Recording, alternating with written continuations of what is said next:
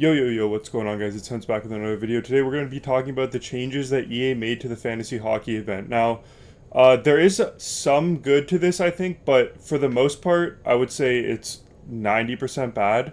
Um, the first thing that I want to say before we even get started is that the bad part about this, and the worst part to me, is that they waited till Tuesday to push out the updates when the community blew up on Friday.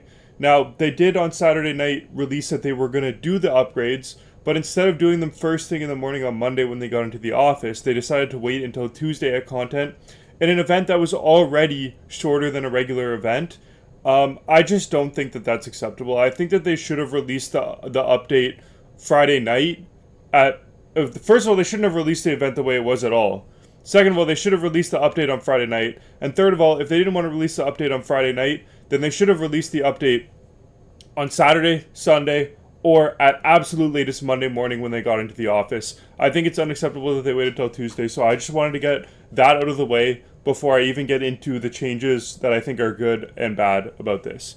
Alright, first things first, what they did do was they gave us 16 more collectibles that are, in all honesty, relatively easy to get. Now, the good thing about this is that the BND set that they had released before, they added division-specific BND sets, which I really like. The problem is I already did the original BND set and I got Jamie Benn, so I kind of feel like I got screwed out of this. I feel like I should be refunded these 16 collectibles, even if they take the Ben out of my collection.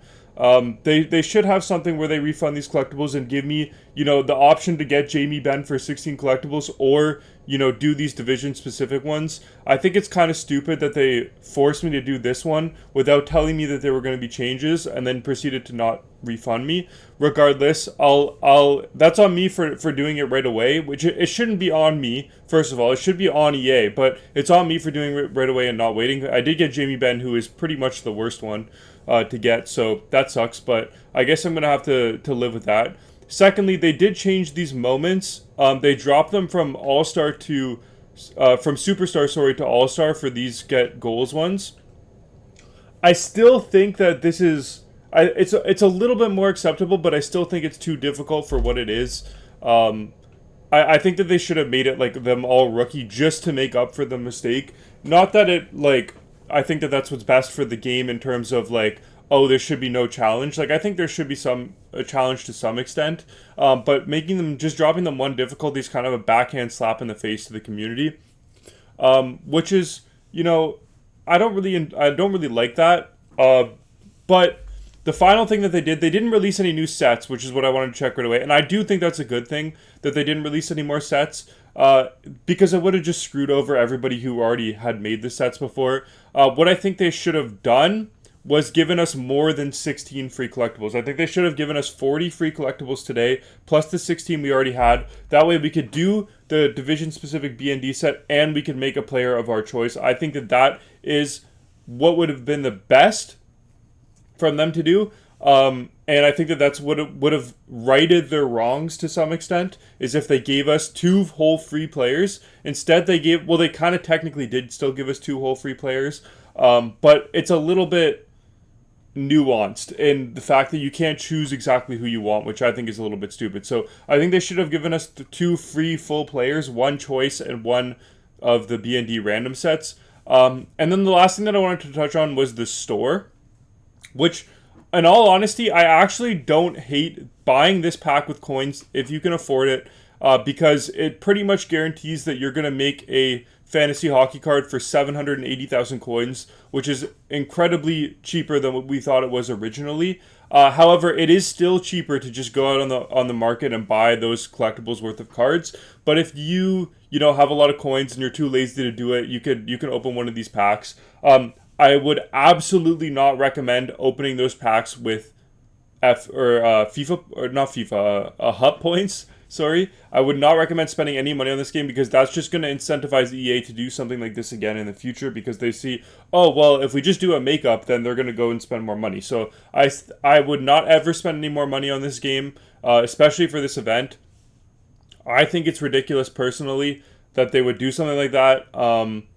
And yeah, in terms of the actual sets, though, the division sets, I kind of wanted to go over this at the end of the video. If we go to the event items here, I think that by far, and it's not even close, doing the Atlantic set is the best one because it gives you the highest chance of getting something that will go 99.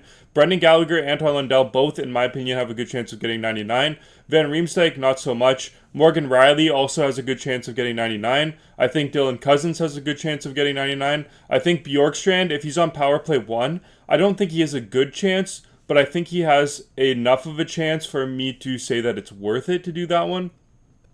I think Bowen Byram probably doesn't have a chance, and I think he's maybe the second worst one after Van Riemsdyk, but you never know. He is an offensive defense, and he just doesn't have power play 1, which makes me slightly more pessimistic.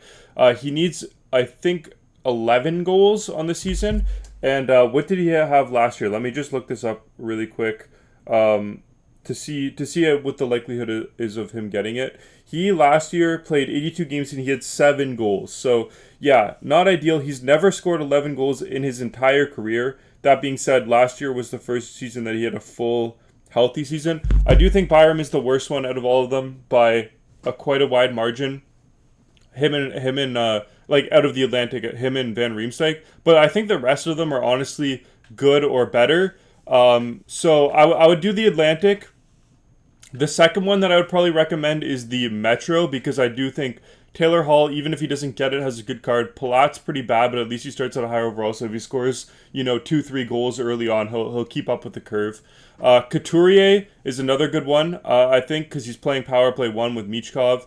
Provorov, not the best. If Werenski gets hurt, there's a chance that he could take over power play 1, but I still think it'll be Matejchuk.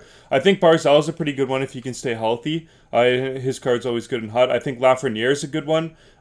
He's got a good chance of getting the 99. I think Chris Letang's pretty bad. I forgot to mention Pavel Zacha for the Bruins. If he's on power play 1, it could be good. And yeah, so I think the Eastern Conference ones, I'm probably going to end up doing both of them myself, just because I can. And fantasy's kind of the event that I want to go all in for, if I'm being honest. So I would definitely try to do both of those ones. I think the Western Conference ones are also okay. I think there's just more to lose on the Western Conference ones, especially if you get one of these guys at the bottom. I just don't think that any of these bottom 5 have a chance of hitting 99. Maybe Nick Schmaltz, but even then I think it's a stretch. But yeah, I think overall, what would I rate these changes out of 10? If they released them the Friday night after the event, I would give these like a 6 out of 10 for changes. I would say if they released them the Friday of the event, I would say it's satisfactory. I would say it's acceptable to the point where, at least they did something and they at least give you 2 free full fantasy hockey cards. In terms of when they released it on the Tuesday, I would give it a 2 out of 10.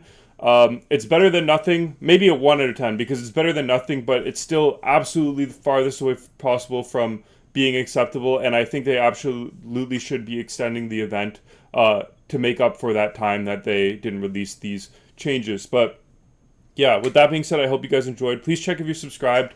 Subscribing really helps with the channel. Like the video, please, if you like the video. Leave a comment down below on what you think. If you disagree with me, I want to hear it. If you agree with me, I want to hear it. Leave a comment on what you think of these changes if you made it this far in the video. I'll reply to all your comments. I'll like all your comments, all that stuff.